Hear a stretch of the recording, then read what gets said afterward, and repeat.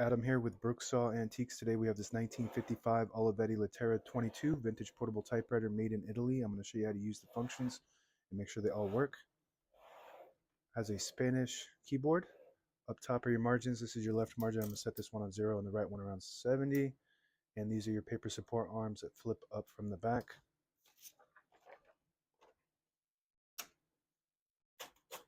And this is the paper bale that sits on top. It's got 2 adjustable rollers.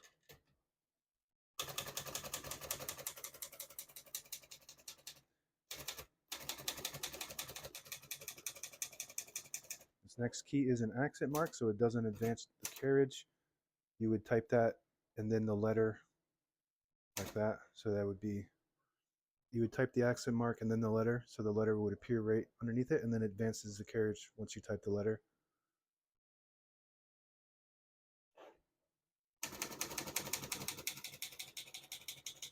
And this is the other accent mark. It doesn't advance the carriage either. The Spanish layout, that's just how it works.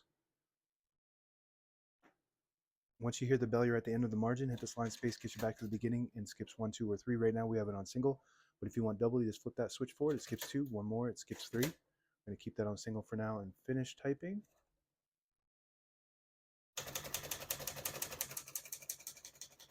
As you can see, all the keys type nice and none of them skip or stick. I'll type a sentence in red on the next line to switch from black to red. There's a switch on the right side here.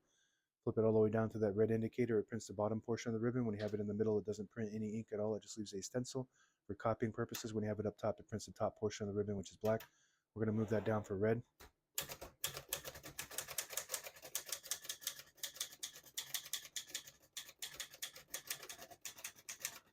Beautiful typing machine, super smooth.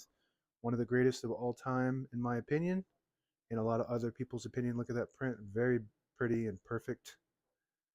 The Olivetti Lettera 22 won an award for the best product design in the last 100 years in 1959 from the Chicago or Illinois Institute of Technology. And then the 32 came out and was an upgrade from this, but a lot of people still like this one better, just the design of it and just the original nature of it. It's the OG, as the kids would say. To pull the page out easy, there's a switch on the right side here. You flip it forward and it unlocks the rollers underneath the platen, allowing you to pull the page out easier, load thicker paper like carbon copy or cardstock. Make sure you flip that back before you load the next page or else it won't load correctly. We're going to flip these down, put the color back up for black print, shift on each side and a shift lock on the left. To clear that, just hit the shift button again. So the difference between this and the 32 is the 32 is just has a little bit more refined action and look to it, more modern. A little touch here on the keys. It feels like almost like a computer keyboard compared to this, so it's a lot less forgiving than this one is. And I kind of enjoy that because you can't really just go backspace and delete. You have to actually white it out or just keep going if you make an error on a typewriter. On the right side is the backspace. Below that, the red key is the tab. So right now, we got one tab set right there, so I'm going to clear that by flipping up the switch on the left side up, and that should clear that. Maybe there was 2. There we go. So now we don't have any tab set. So, oh, that's the lock. I thought that was the tab stuck. So that the lock was getting stuck. I'll show you how to do that. So now I want to set a tab, so I'm going to set a tab by flipping this switch down. And if you have a 32, it's the opposite. But you flip it up to clear and you flip it down to set. That works good. Now let's look at that carriage lock, and it's actually more annoying than it is helpful, to be honest with you. If you flip that down, it locks the carriage in the middle, and sometimes you just accidentally tip it down or something and it gets stuck. So to flip it up to unlock it. That's so you can protect the escapement when you have it in the case. It's got a zip case that it comes with. It's a hard leather case. Ultra portable typewriter, so it's nice and compact. All right, let's keep going here. This key on the top, a lot of people mistake it as a 1.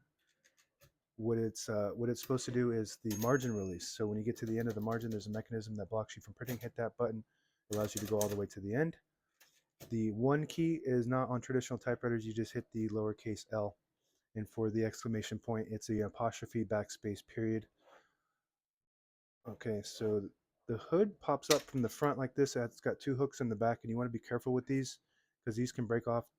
The shell is made out of cast iron, so you just want to be careful that it could break at any of these points. Instead of bending, it breaks. All the brand new ribbons loaded on the left side, so it's pulling clockwise to the right. If you want to switch that direction, you just flip it like that on the back side of either side, and it will change the direction. And that will change on its own when it gets to the end. There's an eyelet that catches this and it pulls it to the other side, and it'll start going to the other side automatically. This is your touch control. Inconspicuous, a lot of people miss that. Maybe you've had one of these machines for years and you still haven't figured this out. This is your touch control. The farther down you go, the more tension there is when you hit the keys. The farther up you go or back towards the front is the less tension. This loads a spring underneath that controls all the keys, and the less tension, you don't have to hit the keys as hard. The more tension you have to hit them a little harder for them to print. These hooks go in all the way in the back there first, and you can see it right where it hooks in on each side, and then it just snaps back in like that. On the right side is the carriage release. This says 2 carriage releases, 1 on each side. Super smooth. It rides on a rail versus, so that's another difference between the 22 and the 32. This has a rail that it rides on rollers. So it rides on this rail here. On the 32, it has bearings like traditional typewriters have. But this gives it like a nice, smooth, like a train ride.